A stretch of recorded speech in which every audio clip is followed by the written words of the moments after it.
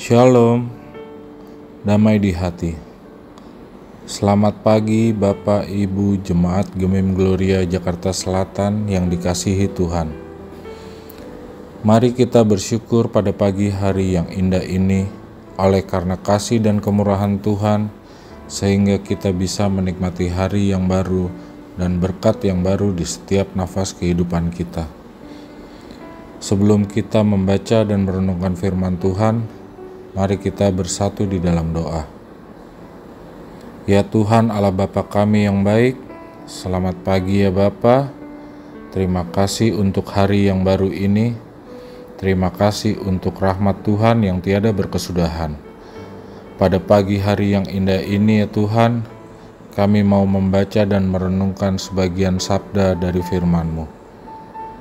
Layakan kami untuk membaca dan merenungkan firman-Mu, agar apa yang kami baca dan renungkan bisa menjadi pelita bagi jalan kami. Terima kasih ya Bapa.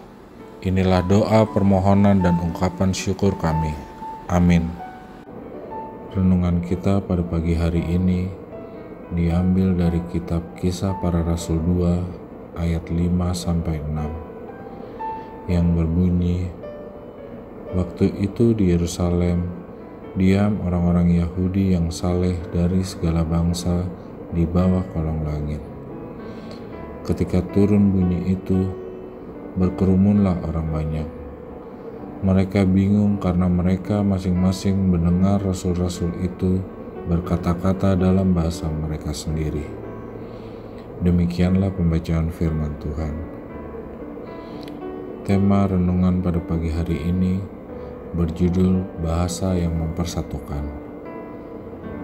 Keluarga Kristen yang dikasihi dan diberkati Tuhan Yesus. Bunyi yang turun dari langit itu membuat semua orang yang berkumpul mendengarnya. Banyak saksi melihat para murid berbicara dalam berbagai bahasa, namun dapat saling mengerti dan memahami seperti yang ditulis dalam ayat 6. Ketika turun bunyi itu, berkerumunlah orang banyak.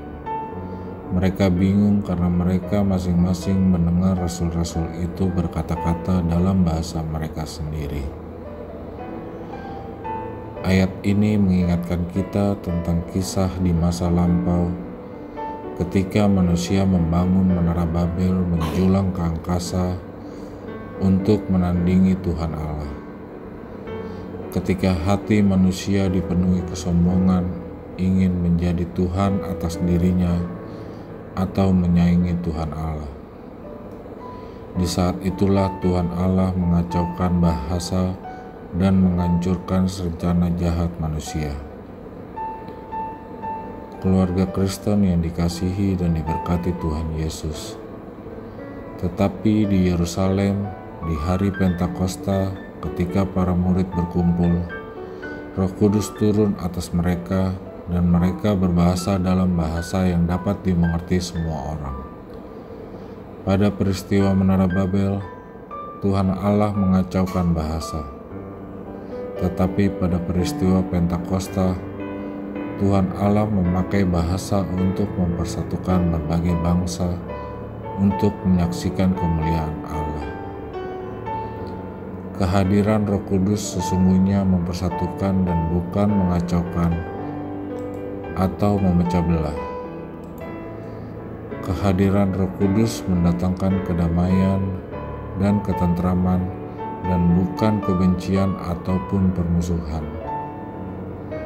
Tetapi hati manusia yang dikuasai oleh dosa mengakibatkan kejahatan terjadi di mana-mana seperti peristiwa Menara Babel.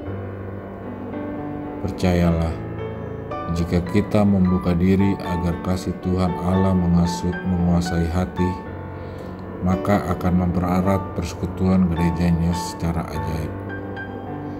Bahasa dalam perkataan para murid pada peristiwa kepenuhan Roh Kudus adalah suara Tuhan Allah yang memanggil seluruh bangsa menjadi murid dan bersatu dalam kasih-Nya. Amin. Mari kita berdoa. Ya Tuhan Allah, tolonglah kami sebagai anak-anak-Mu agar memiliki kepekaan mendengar suara-Mu, supaya kami berkata-kata seturut kehendak-Mu. Kiranya Roh Kudus senantiasa memampukan kami untuk hidup di jalan-Mu di sepanjang perjalanan ziarah hidup di dunia ini. Amin.